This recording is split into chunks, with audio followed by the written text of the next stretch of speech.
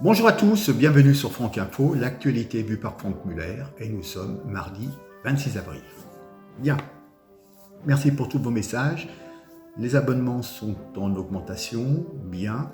Par contre, pensez à nous aider financièrement si vous le pouvez, car j'aimerais pouvoir rétribuer Gilles pour le travail qu'il effectue pour moi, c'est-à-dire lancer les newsletters, 400 newsletters, et puis il fait tous les montages vidéo, l'assemblage, la mise en place sur YouTube, etc. etc.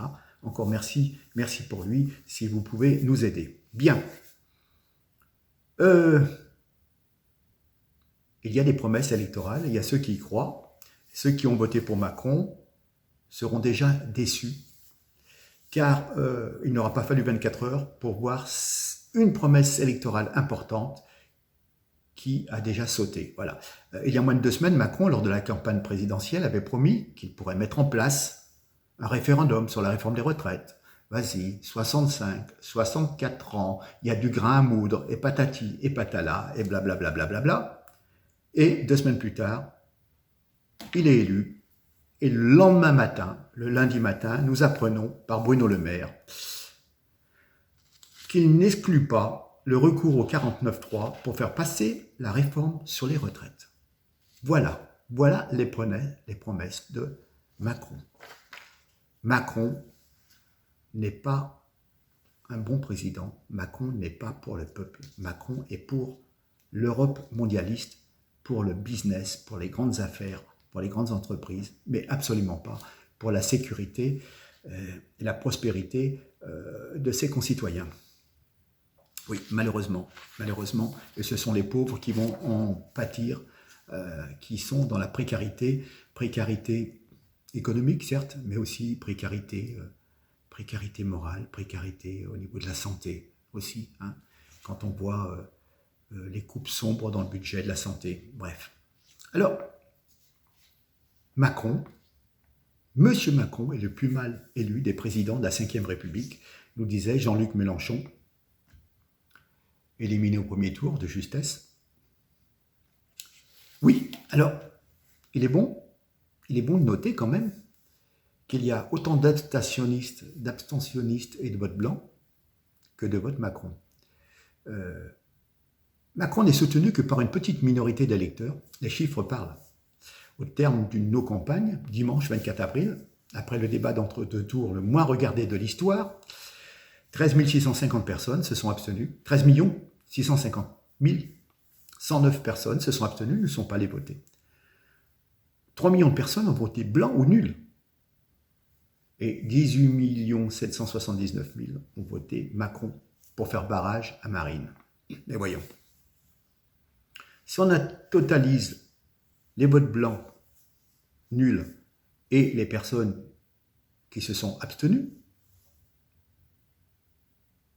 eh ben, on est pratiquement à 17 millions d'un côté, vote blanc et nul, et 19 millions qui ont voté Macron. Presque autant de personnes inscrites sur les listes électorales ont refusé de voter, pratiquement autant que d'électeurs qui ont voté Macron avec un pistolet, soi-disant, de l'extrême droite qui allait prendre le pouvoir. Voilà, hein, un pistolet sur la tempe. Cette abstention représente 28% des électeurs inscrits, un record depuis plus de 50 ans. Et près de la moitié des gens qui ont glissé un bulletin Macron ont voté pour faire barrage à Le Pen, malheureusement. Donc Macron est élu par environ 38% des inscrits, en pourcentage du corps électoral, et recueille à peine 19% de votes d'adhésion, parce qu'on sait que la moitié des personnes qui ont voté n'ont pas voté pour Macron, mais ont voté contre Le Pen. C'est intéressant et c'est très intelligent. Mais voyons. Et d'ailleurs, un sondage dit que 63% des Français ne souhaitent pas que le parti au pouvoir remporte les législatives. Voilà, hein. Mais malgré tout cela, vous avez pu voir dimanche les dignitaires du régime faire la fête, se trémousser devant les caméras, franchement. Un proche de Macron, Richard Ferrand, un magouilleur de première, s'excite sur un score inédit pour un président réélu sans cohabitation, plus que De Gaulle, plus que Mitterrand, voilà. Bruno Le Maire dit sans rire également, il y a eu un vote d'adhésion à Emmanuel Macron et à sa politique, voilà. Ils n'avaient aucune limite, ils n'en auront aucune. Ça va être prochainement, pour nous citoyens, une boucherie. Hein. D'ailleurs, la journaliste du Monde, Ariane Chemin, raconte, concernant la grande cérémonie du camp Macron, un espèce de flop crépusculaire, moins de 3000 soutiens, dans une ambiance sinistre, devant 1200 journalistes accrédités, et à 22 h, le Champ de Mars était vide. Voilà. Il semblerait que lorsque son visage et son score est apparu sur l'écran, Macron est resté les bras croisés, muet. Voilà. Donc, on peut dire, et on le verra avec le résultat des législatives, il y a une expression qui dit « le roi est nu ». Et cette victoire a un goût de cendre. Il ne pourra se maintenir au pouvoir pendant 5 ans que par un régime autoritaire extrêmement brutal, en écrasant tous les contre-pouvoirs. Hein.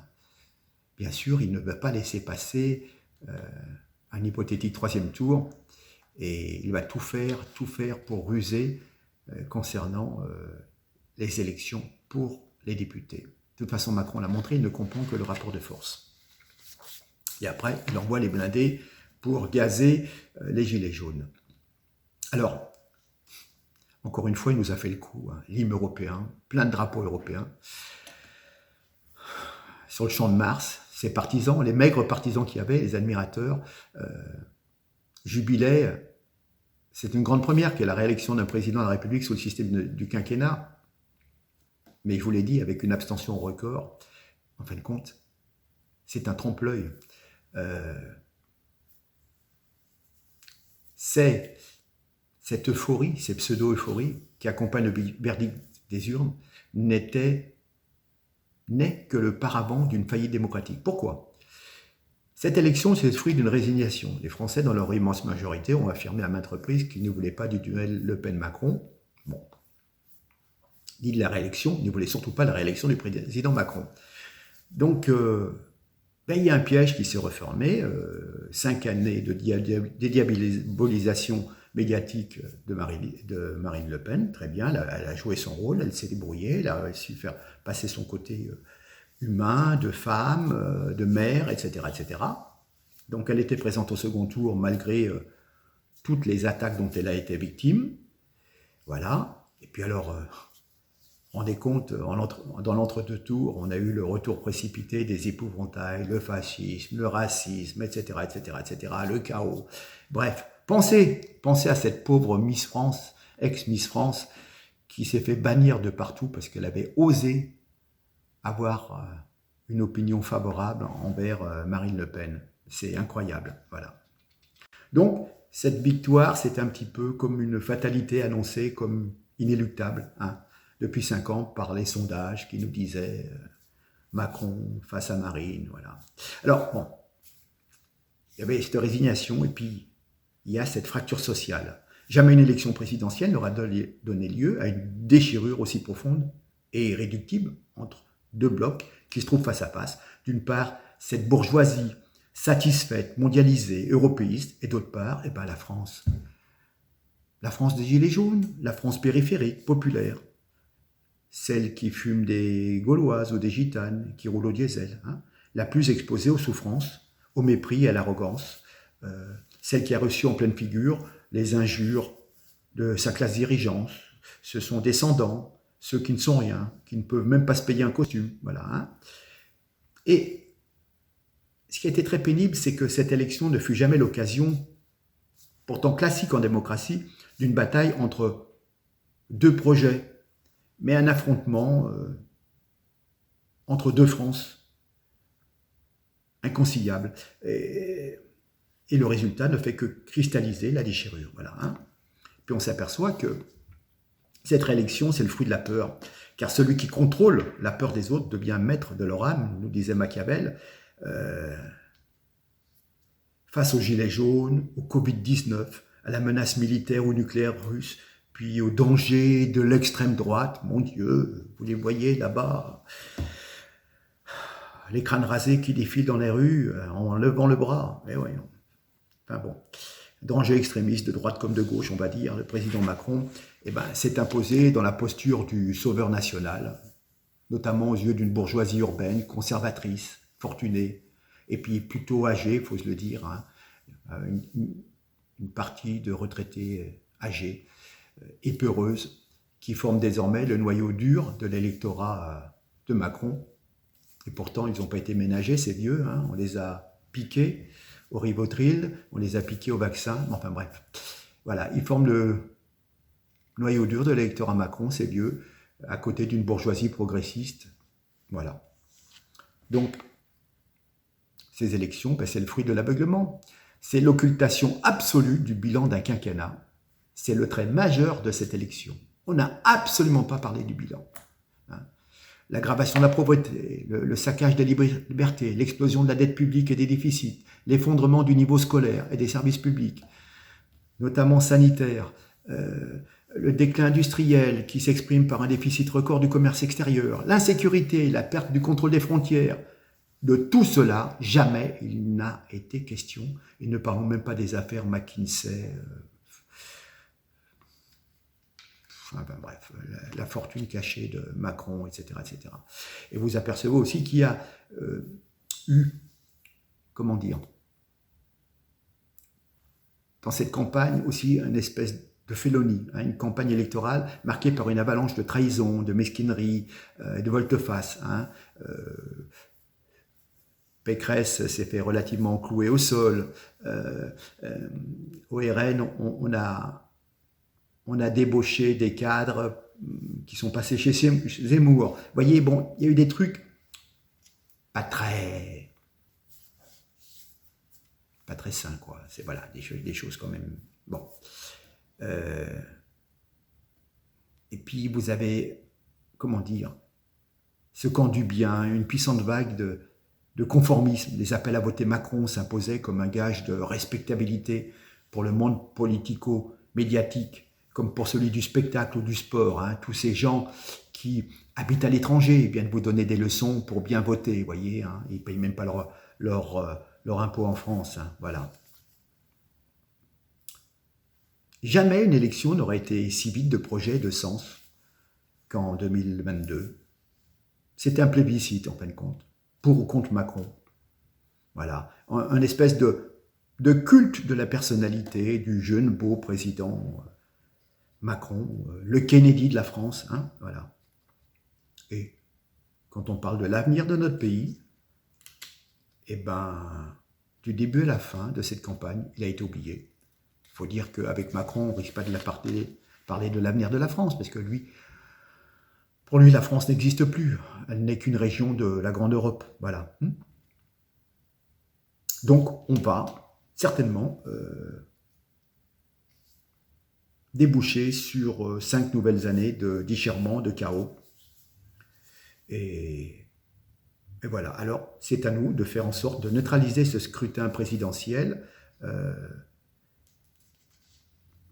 après une campagne sans débat, sans suspense, ressentie comme un petit peu ennuyeuse de bout en bout. Eh bien, à nous de prendre en main notre destin et d'aller voter aux législatives, comme une séance de rattrapage de la démocratie française. Voilà. Il faut absolument qu'il y ait une Assemblée nationale, qui ne soit pas une simple majorité godillot, hein, qui applaudissent et qui votent comme on leur dit, pour ouvrir la perspective d'un rééquilibrage du fonctionnement de l'État autour d'un Parlement, d'un Premier ministre et d'un gouvernement digne de la démocratie, pour gouverner le pays dans l'intérêt général et tenir tête à Macron. Voilà ce qu'il faut, hein, avec un gouvernement qui décide. Macron préside, il fait les inaugurations, mais c'est au Premier ministre de mettre des lois, etc. Encore faut-il qu'il y ait suffisamment de députés. Et quand je parle de députés, je parle bien entendu de députés qui représentent le camp patriote et souverainiste. On est bien d'accord. Voilà. Notamment du Rassemblement national. Bref, allez. Sur ce, je vous laisse. Je vous remercie de votre attention. En tout cas, je sais que beaucoup de gens sont extrêmement déçus. On parle également d'Autriche. Il y a des vidéos qui circulent, oui. Il y a eu des bugs informatiques, soi-disant. Marine avait plus de 14 millions de voix. Après, elle se retrouve plus qu'à 13 millions. Et puis, en l'espace d'une heure, Macron récupère 5 millions. Enfin bon, il y a des choses. On ne saura pas. Dites-vous bien que certainement les comptages ont été faits avec les machines Dominion, avec l'aide de McKinsey. Donc, démocratie, où es-tu passé? Allez, je vous laisse, je vous dis à très bientôt. Surtout, n'hésitez pas à partager, s'il vous plaît. Partagez un maximum. Allez, à très bientôt. Je vous remercie. Salut fraternel, un petit bisou aux dames qui m'écrivent et à très bientôt. Au revoir.